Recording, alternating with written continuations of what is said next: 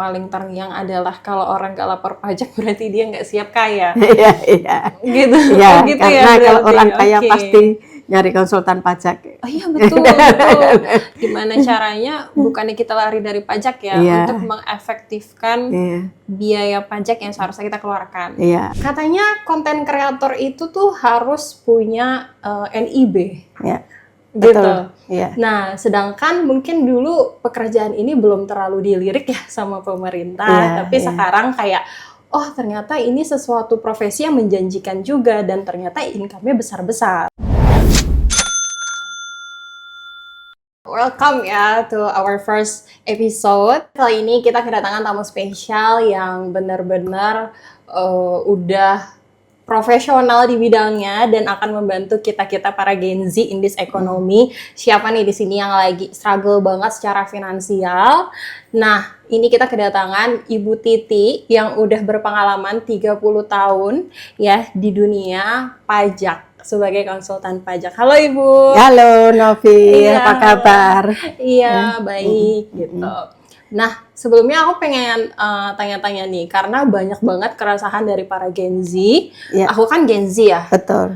Nah, terus juga kalau di aplikasi sejenis Threads, TikTok, Instagram, itu tuh banyak banget yang agak mengeluhkan tentang pajak ini. Iya, Gitu. betul. Iya. Karena aku kebetulan itu freelancer, konten Iya. kreator, Iya. yang terupdate kan adalah katanya konten kreator itu tuh harus punya NIB. Iya. Gitu. Betul. Iya. Nah, sedangkan mungkin dulu pekerjaan ini belum terlalu dilirik ya sama pemerintah, Iya, tapi iya. sekarang kayak, oh ternyata ini sesuatu profesi yang menjanjikan juga dan ternyata income-nya besar-besar. Betul. Bahkan Iya. ada yang per video atau apa ya mungkin sampai 3 digit dan lain-lain. Makanya Iya. mungkin ingin ditertibkan. Iya. Nah, Ibu menanggapi ini tuh gimana sih? Dan sebenarnya kita tuh masih bingung ya, step by step-nya untuk NIB, manfaatnya untuk kita apa. Dan kita karena bingung jadi belum melakukan apapun nih. Gimana Kak menurut Ibu? Ya, oke, saya senang sekali ketemu generasi yang apa itu kayak pengen tahu tentang pajak ya, Iya, karena betul. kalau pajak itu memang itu tuh kayak gimana ya, nempel dengan ID kita gitu kan. Kita mau kemana aja, mau usaha apa aja, dan itu akan menempel dari kalau dimulai dari sekarang, yang dari mulai dini gitu, itu akan lebih ini ya, lebih secara laporan lebih rapi dan lama-lama itu akan paham gitu. Yang dari awalnya saya mau mulai dari mana ya, bingung. NIB itu apa, NPWP itu apa, itu rasanya itu kalau masih awam itu semua tuh sulit gitu loh. Betul. Padahal kalau kita langsung masuk mempelajari, kita ada rasa pingin tahu. Itu nggak sesulit yang kita bayangkan. Dan seharusnya generasi sekarang, apalagi generasi Z itu ya, sekarang semua kan sudah dengan sistem digitalisasi ini ya, semua informasi mudah sekali didapat. Dan untuk lapor-lapor pun itu juga sudah ada aplikasi yang nggak terlalu sulit. Hanya saja kalau kita belum tahu apa sih ini, saya harus bayar pajak apa, itu memang harus mencari tahu ke orang yang tepat atau bisa langsung ke kantor pajak minta penyuluhan. Dan itu pun kebanyakan itu nggak sekali langsung tahu gitu. Karena kita untuk belajar pajak itu kan undang-undangnya itu juga banyak, terus pasal yang akan sesuai dengan kita itu juga banyak. Jadi nggak bisa instan. Saya sekali datang ke kantor pajak langsung dikasih pengetahuan yang langsung menguasai, itu nggak bisa. Memang harus ada niat belajar itu. Nah, paling nggak kalau misalnya kalau sekarang ya untuk Novi kan masih ini baru masih usia produktif, itu satu NPWP itu yang harus dimiliki dulu, daftar ke kantor pajak, bisa online juga gitu kan. Nah, setelah punya NPWP, apa itu NPWP? NPWP itu kalau dulu NPWP dengan KTP itu terpisah ya. Kalau sekarang udah gabung. Jadi ya semacam bisa jadi kayak KTP, hanya NPWP ini untuk report kita untuk masalah pajak gitu loh. Nah, jadi misalnya NPWP kita ya itu menyangkut ini kita kan ya nama kayak identitas kita gitu kan. Nah, dan yang paling penting pekerjaan kita tuh apa? Oh gitu. Karena di situ ada kelompok-kelompok gitu loh. Misalnya ya kita datang pasti ditanyain sumber penghasilannya dari apa. Kalau kita karyawan, nah itu NPWP-nya kan karyawan. Ada juga kalau kita punya usaha gitu. Punya usaha pun juga itu macam-macam ininya, macam-macam kelompoknya gitu ya. Misalnya usaha kita punya PT. PT-nya bergabung dengan orang atau PT kita sendiri, PT perorangan, atau kita tanpa PT tapi kita usaha pribadi. Nah, apalagi zaman sekarang ya semua kan online, semua baik aplikasi. Nah, itu yang menjadi masalah serius bagi pemerintah kita. Oh gitu. Nah, seriusnya apa? Kan sekarang semua mau beli online. Oh iya betul. Pasti komentarnya lebih murah, kan? Benar-benar. Nah, kenapa bisa lebih murah? Kenapa ya? tuh? Satu, kebanyakan nggak pakai PPN. Kebanyakan ya, tidak Mostly semua. ya, Nggak pakai PPN. Itu padahal PPN aja udah 12%. Oke, PPN udah 12% Ya, sekarang. itu. Terus kedua, mungkin tokonya nggak perlu sewa tempat. Oke. Gitu. Terus ketiga, nggak perlu bayar karyawan yang banyak. Itu kan. Makanya harga bisa murah, sangat bersaing. Tetapi karena semua lari ke situ, negara mengalami kerugian. Kerugiannya setoran pajaknya kan yang online ini kan nggak ini terdeteksi ya. Nah, itu makanya pemerintah pun sekarang juga sudah menggalakkan untuk yang bisnis online ini gitu. Apalagi kalau sekarang kan juga ada peraturan baru ini untuk UMKM juga gitu ya. Tapi mungkin kalau untuk UMKM itu nggak bisa bahas sekarang ya, karena itu lebih panjang lagi nanti next gitu. episode aja. Betul. Nah, ini kita bahas untuk sesi freelancer. Ya, misalnya untuk khusus untuk case-nya Novi ini kan Novi jadi freelancer itu ya. Nah, itu otomatis kan sistem perpajakan kita ini kan self service. Artinya kita yang melaporkan sendiri, mencatat sendiri, melaporkan sendiri. Gitu. Jadi data itu dari kita. Nanti petugas pajak itu hanya memeriksa laporan kita. Nah, yang sekiranya sudah oke, ini layak, sudah nggak ada yang salah gitu, ya oke aja nggak di ini. Tapi ketika ditemukan, kok ini ada miss ini nggak cocok dengan data.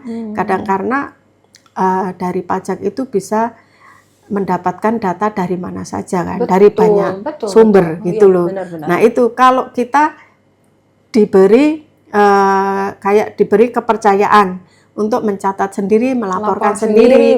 Jadi pihak pajak itu hanya nanti itu memeriksa gitu loh, mencocokkan, cocok nggak dengan data ini. Selama masih cocok ya fine aja, nggak ada masalah. Tapi ketika petugas pajak merasa ini perlu ada yang saya konfirmasi, nah itu dibuatlah lewat surat tertulis gitu. Oke, kalau ada yang nggak sesuai, itu ada apa? Surat namanya SP2TK itu surat permintaan keterangan. Oh oke. Ya, surat permintaan keterangan. Permintaan ya. Oke, banyak nih guys ilmunya. Oh iya, ini masih. Untuk orang-orang yang awam kayak aku, ini tuh penting banget sih, kayak kita itu lagi berpijak di mana, nah kita memang harus ya mengikuti kebijakannya, walaupun mungkin banyak keluhan, tapi ya in this ekonomi gimana ya kalau misalkan kita nggak ngikutin update perkembangan zaman, regulasi, ujung-ujungnya nanti kita sendiri yang susah. Repot, sangat repot. Betul. Kalau kita lapor pajaknya tidak dari awal, itu nanti kita akan mengalami kesulitan sendiri. Betul. Nanti. Itu karena apa? kita dari awal tidak melaporkan income kita berapa. Padahal kadang-kadang income kita itu sudah dipotong sama pemberi kerja. Nah, kalau kita nggak lapor, kan kita rugi. Kita nggak bisa mengakui income kita. Oh gitu. Ya, nanti. Terus kenapa kalau nggak lapor kok nanti sulit? Ketika kita beli sesuatu yang ada perlu identitas kita, KTP gitu ya. Kan data kita jadi ketahuan kan. Kita beli aset. Nah, ini uangnya dari mana? Kok nggak pernah lapor? Gitu loh. Apalagi kalau sudah punya NPWP nggak lapor. Nah, itu jadi ini. Yang perlu saya sampaikan juga, ketika kita punya NPWP, kita sudah punya kewajiban lapor pajak. Punya NPWP udah pasti wajib harus lapor pajak. Kalau untuk orang pribadi, itu lapornya kan setahun sekali. Betul. Nah, itu dendanya sih kalau nggak lapor 100.000 per tahun. Ini gitu. Dendanya 100.000 per tahun. Denda ya. Denda. Tapi sebenarnya yang perlu perhatikan bukan dendanya ya. Betul. Ketika kita udah lapor itu kan kita melaporkan income kita berapa, gitu loh. Terus dari income itu yang kita pakai untuk living cost-nya berapa. Living cost-nya berapa, betul. Nah, itu kan berarti sisanya mungkin kita bisa beli aset, mungkin kita bisa di bank, mungkin kita atau di mana aja itu laporkan aja sesuai income kita. Utangnya gitu. juga nggak? Hutang termasuk kalau mau. Hutang juga termasuk. Karena biasanya kalau hutang kan gini, apalagi kalau hutangnya beli aset itu ya, itu sangat kebaca juga. Betul. Apalagi hutangnya di lembaga keuangan, kita nggak lapor pun kebaca sama orang pajak itu. Kita nggak lapor, kebaca. Misalnya nih, Novi beli rumah kredit gitu kan. Nah, tapi di laporan bilang beli cash. Nah, itu orang pajak tuh tahu. Ini ada kok data hutangnya ke bank ini. Gitu. Betul. Iya, gitu. Tapi aku mau nanya juga nih, karena kebetulan kan aku mau menikah dan aku mungkin ada kepikiran untuk KPR atau beli cash gitu ya. Nah, gimana kalau misalkan yang cicilnya itu ke developer? Itu terdata ada hutang juga atau enggak? Karena maksudnya datanya itu kan kalau tadi dibilang nge-link ke bank. Tapi kalau ke developer ya tentu pakai KTP NPWP juga ya. Iya. Jadi gini, selama kita transaksinya menggunakan KTP, NPWP itu semua sudah nge-link gitu ya. Kedua, developer pun kan punya catatan ya, punya laporan. Betul. Sudah pasti dia melaporkan juga piutang-piutang tuh berapa gitu, pasti ada. Itu. Terus dilihat dari ini juga Novi, misalnya harga rumah berapa, terus kemampuan bayar Novi berapa. Kalau Novi tidak mengakui hutang, harga rumah berapa, terus apa tadi? Terus kemampuan bayar kita berapa. Nah, kalau Novi KPR tidak mengakui hutang, justru akan timbul pertanyaan, uang dari mana buat bayarnya? Berarti ada penghasilan yang belum dilaporkan. Iya betul. Iya benar. Tapi ada juga case yang memang orang tuanya mampu. Orang tuanya belikan. Nah, itu pun juga harus dituangkan ke laporan pajak itu bahwa itu semacam ada ini ya hibah atau warisan dari orang tuanya gitu. Jadi makanya semuanya itu juga pasti harta kekayaan, piutang. Kalau misalkan nggak sinkron ya pasti akan jadi pertanyaan sama pihak pajaknya juga ya. Makanya kalau kita lapornya dari dini, dari kita mulai ini, apalagi mulai kerja, belum ada aset, income-nya langsung dilaporkan sedikit demi sedikit, itu juga sangat menguntungkan buat kita. Suatu saat kita beli aset, lah ini kan saya udah nabungnya udah dari dulu gitu. Betul. Berarti kalaupun misalkan kan in this economy ya, ada yang perintis dan waris. Kalau aku mungkin perintis ya, karena memang nggak ada warisan gitu. Tapi kalaupun yang pewaris, walaupun dibelikan sama orang tuanya atau keluarganya, itu pun nanti juga tercantum ya. Iya, ada. Biar Kalau tidak dipertanyakan ya. betul, Oke. kalaupun ada warisan itu biasanya kan ada aktenya, Mm-mm. adalah bukti-bukti bahwa kita mendapat warisan. Itu. Nah, itu pun. Nah, makanya kalau untuk saya, generasi orang tua saya mungkin dulu nggak ada laporan pajak gitu ya. Betul. Nah, kalau untuk generasi sekarang, mestinya di samping untuk kita sendiri, kita akan memikirkan untuk generasi seterusnya kan. Betul. Ketika nanti kita memberikan warisan kepada anak kita, kalau kita nggak lapor pajak, lah anaknya dapat warisan dari mana? Dari iya, ibunya, betul. dari orang tuanya. Lah orang tuanya aja nggak bilang kalau ada aset. Oh, Nah, iya. akhirnya anaknya yang akan nanggung ini beban pajaknya. Anak yang nanggung. Ya, kalau Wah. kalau misalnya orang tuanya sudah punya NPWP, sudah lapor, tapi aset itu belum dilaporkan gitu, nggak ada di laporan. Tetapi kalau misalnya kita sudah laporkan semua ini clear, semua aset sudah dilaporkan pajak, suatu saat diwariskan ke anaknya, kan asal usulnya jelas. Betul. Gitu. Tuh, jadi sangat bagus sekali kalau dimulai dari sejak dini gitu. Iya betul. Tapi kan terkadang ya Gen Z ini mungkin sudah terlalu sibuk bekerja ya. Kalau mungkin kerjanya, aku dulu pernah kerja kantor, tapi cuma sekali 2 tahun di tahun 2020 sampai 2022 aja. Itu lapor pajaknya gampang banget kan, karena udah dikasih sama HRD-nya. Nanti kita tinggal lapor, terus ujung-ujungnya nihil, itu kan enak ya. Tapi untuk freelancer ini jujur kayak berat untuk kita mencatat pengeluaran sendiri, pemasukan sendiri, atau apapun itu. Makanya untuk aku pun belajar pajak itu sekarang mungkin jarang ya untuk yang menyediakan belajar pajak dari nol untuk freelancer gitu. Jadi untuk sekarang aku lebih ke meng-hire konsultan pajak, jadi tolong deh dilaporkan. Misalkan yang tadinya kurang bayar sekian puluh juta, tapi ada yang bisa diperbaiki dan lain-lain, akhirnya tidak sebanyak itu karena memang mungkin ada beberapa yang kurang di-input atau apa gitu ya. Nah, aku sih pribadi lebih ke meng-hire konsultan pajak ya, gitu. Itu mungkin solusi untuk yang sibuk atau nggak ada waktu ya untuk mempelajari ngurusin pajak sendiri, apalagi freelancer, pekerjaannya banyak gitu. Nah, tapi kira-kira Ibu tertarik nggak nih untuk bikin kelas-kelas mini course gitu, ibaratnya untuk dari nol, misalkan video, itu kayaknya bakal membantu para freelancer sih Bu. Sangat bisa, sangat bisa, senang. Kita butuh sih.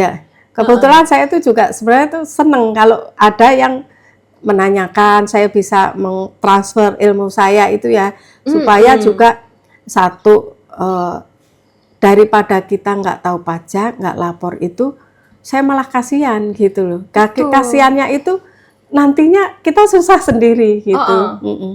Gitu. Jadi, aku tuh butuh ya sebetulnya. Aku ngelihat Cortex saja sudah bingung, ini apa yang harus diklik, ini gimana ya. Jadi aku hubungi profesional gitu ya. Tolong dong, ini data-dataku, ini rekening koran, udah itu aja dan lain-lain.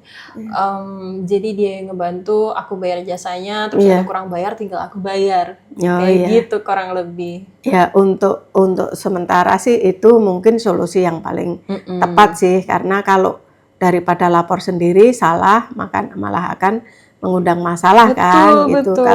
Tapi kalau dengan kita percayakan dengan konsultan kan juga ilmunya sudah mencukupi, jadi bisa memberi solusi yang tepat gitu. Oke, baik. Karena kalau untuk ini ya, kalau untuk orang pribadi ya, itu kan kita profesi itu sekarang kan banyak banget gitu. Benar banget. Nah, masing-masing itu nggak sama untuk ininya. Presentasinya. Untuk presentasi pajaknya itu. Kan sebenarnya pemerintah itu juga banyak memberikan kelonggaran gitu loh. Sebenarnya juga memahamin kan, untuk profesi ini itu cara menghitungnya gini gitu tuh loh. Kalau misalnya kayak freelance itu, ya itu kalau nggak sempet nyatet, mungkin dari rekening koran ya, uang masuk itu kan. Misalnya kita untuk pemasukan itu, kalau zaman sekarang kan udah jarang ya bayar cash gitu kan, pasti semua kan transfer Kita beli gitu. cilok aja QRIS, Bu. Nah itu makanya dari uang masuk kita itu udah kebaca income kita. Nah tapi kalau kita nggak ngerti, seolah-olah kan misalnya nih kita dari penghasilan kita anggaplah 100 juta gitu kan, oh pajaknya kalau kita kayak sebagai karyawan gitu ya, pajaknya kan 5%, 15%, 25%, 30 gitu ya. Iya, betul. Tapi kalau bagi freelancer itu kan termasuk pekerja bebas ya. Bisa hari ini kerja, besok enggak. betul. Bisa hari ini dapat income, besok enggak. Nah, gitu. itu ada caranya sendiri. Itu namanya NPPN. Itu program yang norma penghitungan pajak neto. Jadi gini, dianggapnya logikanya gini, Nov.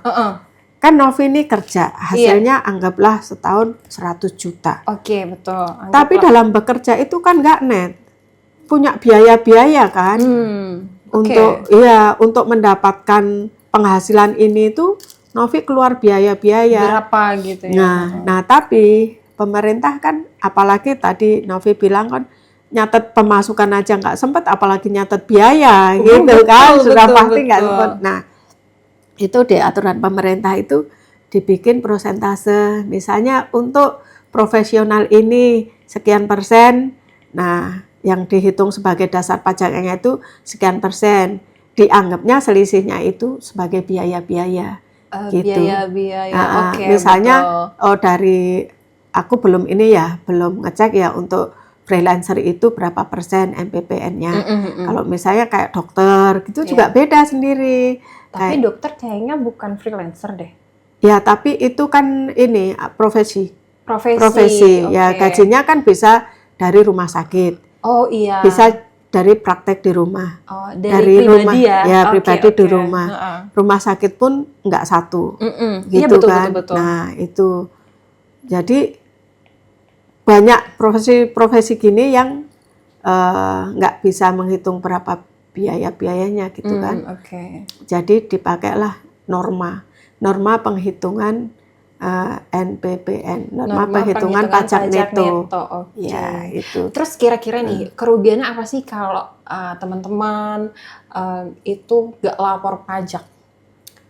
Kerugiannya banyak, kerugiannya. Apa aja? Satu, misalnya di tahun ini ya punya penghasilan. Nah, terus bisa beli barang gitu kan? Bisa beli barang. Bisa beli aset gitu ya. Nah, kan nggak kelapor ini. Beli aset nggak kelapor gitu ya? Karena nggak lapor pajak, kan belum diakui nih sama kantor pajak nih. Betul. Ya. Contoh misalkan rumah ya, apartemen gitu. Ya. Nanti pasti kan ini penghasilannya dari mana? Penghasilannya gitu dari mana nih gitu. Makanya dipersulit ya untuk ACC belinya atau gimana? Oh, dipersulit sih enggak. Hanya nantinya itu ketika kita semakin nambah aset lagi gitu ya. Ketika kita lapor pajak, kita kesulitan ini dulu dari income yang mana ya. Terus kita belum bayar pajaknya. Nanti akhirnya akan ditagih. Gitu. Ditagihnya lebih besar ya dibandingkan seharusnya ya. Ditagihnya kalau misalnya udah 2 tahun berikutnya kan jadi kena denda. Iya. Padahal dendanya itu 2% per bulan. Oh, denda apa denda nih? Dari kurang bayar pajaknya itu. Denda kurang bayar pajak, walaupun pribadi? Iya, dari kurang bayarnya itu. Denda kurang bayar pajak itu 2% per bulan. Iya. Itu pribadi segitu? Pribadi. Denda kurang bayar, Gitu. Termasuk kalau punya banyak asetnya juga gitu. Iya. Padahal kalau kita setiap tahun lapor, ya kan kita kalau memang kurang bayar ya kita bayar. Kadang-kadang kita punya penghasilan kan udah dipotong sama pemberi ini juga, pemberi kerja juga. Iya. Nah itu kan bisa dikreditkan. Gitu. Kalau sudah nggak lapor nanti udah lama kan udah nggak tahu lagi ada. Mereka juga males sekali brand yang ngasih bukti lapor ini kalau kelamaan gitu. Iya. gitu. Iya, berarti kalau kata ibu yang aku paling terngiang adalah kalau orang nggak lapor pajak berarti dia nggak siap kaya. Iya, iya. Gitu. Iya, Oh, gitu ya karena kalau berarti. orang kaya Oke. pasti nyari konsultan pajak. Oh iya betul, betul. Gimana caranya bukannya kita lari dari pajak ya, Iya. untuk mengefektifkan Iya, biaya pajak yang seharusnya kita keluarkan. iya, betul. Gitu. Itu jauh lebih hemat sih dibandingkan nanti kita bayar-bayar denda atau Iya. apapun itu. Terutama yang udah punya bisnis ya. Iya, karena kalau kita aja nih hari ini begini kan kayak pasti kita punya banyak mimpi-mimpi kan. Wah, saya nanti mau beli rumah yang begini, mau beli mobil yang begini, mau beli aset apa lagi Mobil itu. merah kuning hijau gitu Nah, kan. gitu. Nah, kalau kita income-nya nggak dilaporin, gimana nanti dikejar sama pajak. Dikejar pajak, Iya. dendanya besar, Nah, ujung-ujungnya malah bikin boncos Boncos, ya. iya. Oke, jadi selain hire certified financial planner, konsultan pajak ini juga penting ya teman-teman, terutama Betul. freelancer kayak aku nih Iya. yang kerjaannya ada 7 biji. Aku tuh juga kadang bingung ya dari mana aja ini. Oh kok banyak juga ya. Ngelihat mutasi rekening 40 lembar. Ini gimana ya nyatetnya? Makanya aku kayak mutasi rekening perusahaan gitu. Iya, Jadi kayak banyak banget. Ya udah aku hire aja konsultan pajak. tepat sekali itu. Daripada harus bayar denda pajak. Oke. Gitu. Makasih ya bincang-bincangnya Ibu. Kita tunggu ya nanti kelas online-nya, entah itu video ataupun webinar. Tapi kayaknya lebih enak kalau video deh. Jadi kita bisa tonton per part-part diulang-ulang gitu ya. Betul, Terus ada jadi- komunitasnya. Aku tuh butuh banget itu sih. Iya, jadi barangkali kan kalau sekali nonton nggak langsung paham ya. Iya, betul. Oh kemarin gimana sih, suka lupa kan, kita Betul, bisa betul, buka betul. lagi gitu. Nanti dibantu juga sama karyawan-karyawan Ibu yang Gen Z untuk Pasti. menjawab Iya. pertanyaan-pertanyaan orang awam yang simpel itu Iya, ya. iya. Jadi lebih banyak manfaatnya. Oke. Oke, makasih teman-teman buat yang udah nonton. Makasih juga buat Ibu Titi. Oke, Ya. sama-sama. See you on the next episode untuk bahas para struggle pejuang cuan, pejuang rupiah. Jadi kurang lebihnya mohon maaf. Wassalamualaikum warahmatullahi wabarakatuh.